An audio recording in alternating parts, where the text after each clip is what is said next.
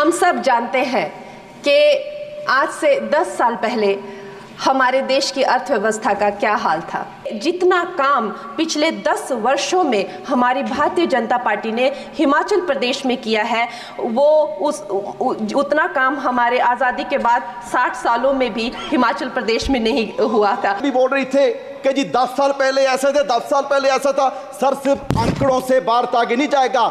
अगर पूरी दुनिया में भारत की पोजीशन देखनी है तो हैप्पीनेस इंडेक्स में हम 2016 में 118वें नंबर पर थे और अब 126वें नंबर पर चले गए।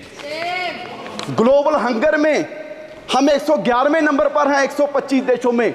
और जिन हमारे जो पड़ोसी देश हैं जिनको हम मुल्क भी नहीं समझते हो, वो भी हमारे देश से आगे निकल रहे हैं। और सबसे हैरानी की बात सभापति जी आपको होगी, एक रिपोर्ट के एनवायरमेंटल परफॉर्मेंस इंडेक्स 180 देशों का सर्वे किया गया और बड़े दुख की बात है कि हम 180वें नंबर पर हैं। एक देश भी हमसे पीछे नहीं। और हम कह रहे हैं कि जी हम विश्व गुरु बनेंगे। सर, सिर्फ बातों से विश्व गुरु नहीं बनेंगे। पूरे देश के हालात ये हैं कि 140 करोड़ की पॉपुलेशन में सिर्फ 4.25 करोड़ लोग हैं जिनकी सैलरी, जिनकी कमाई महीने की 25,000 से ज़्यादा है। आप सोचिए, जिनकी 25,000 से महीने की सैलरी कम है, क्या वो किस तरह का कोई सम्मानजनक जीवन वो व्यतीत कर रहे होंगे।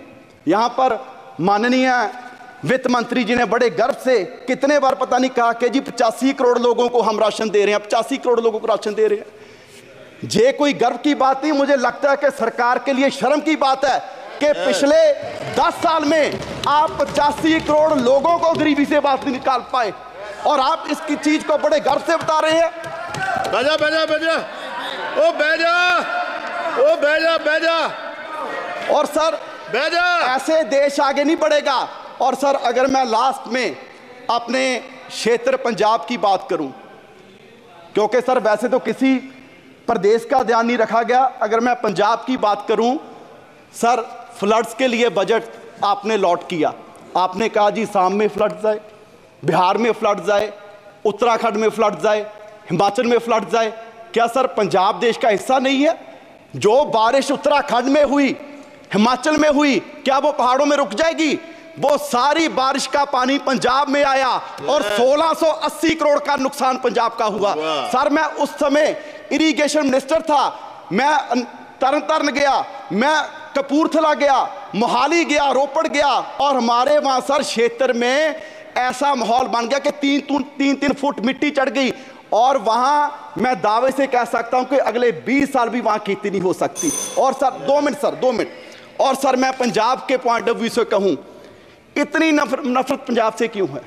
जिस पंजाब का बलिदान इतना बड़ा रहा कि देश को आजाद करवाने में भी हमारी 80% कुर्बानियां, और उसके बाद भी सर पंजाब के किसी गांव में जाइए, आपको कोई भी गांव में ऐसा नहीं मिलेगा कि जिस गांव में हमारे शहीद की मूर्ति ना हो, जिसने सरहद पर राखी करते अपनी जान कुर्बान दी। आज भी कोई दिन नहीं होगा कि तिरंगे में लिपटी लाश हमारे नौजवानों की हमारे गांव में, हमारे पंजाब में ना आती हो। और उसका आप जिक्र तक नहीं करते। जिस बात के लिए आप कह रहे हैं कि जी देश आत्मनिर्भर हो गया, आत्मनिर्भर हो गया, आत्मनिर्भर करने में भी सबसे बड़ा योगदान हमारे किसानों का है। और वो कोई ऐसे नहीं हुआ, हमें मूल्य उतारना पड़ा, हमें अपना पानी बर्बाद कर लिया, हमें अपनी धरती बर्बाद कर ली। और पंजाब से कैंसर एक्सप्रेस ट्रेन जाती है सर राजस्थान, वो इसलिए जाती है क्योंकि देश का पेट भरने का काम पंजाब कर रहा है। और आप उसके लिए हमें दे क्या रहे हैं? हमारी झांकियां तक आपने 15 का 26 जनवरी में से निकाल दी। सो सर, मेरी मांग है कि पंजाब को स्पेशल पैकेज दिया जाए। हमारी इंडस्ट्री बर्बाद हो रही है, उसके लिए स्पेशल पैकेज दिया जाए।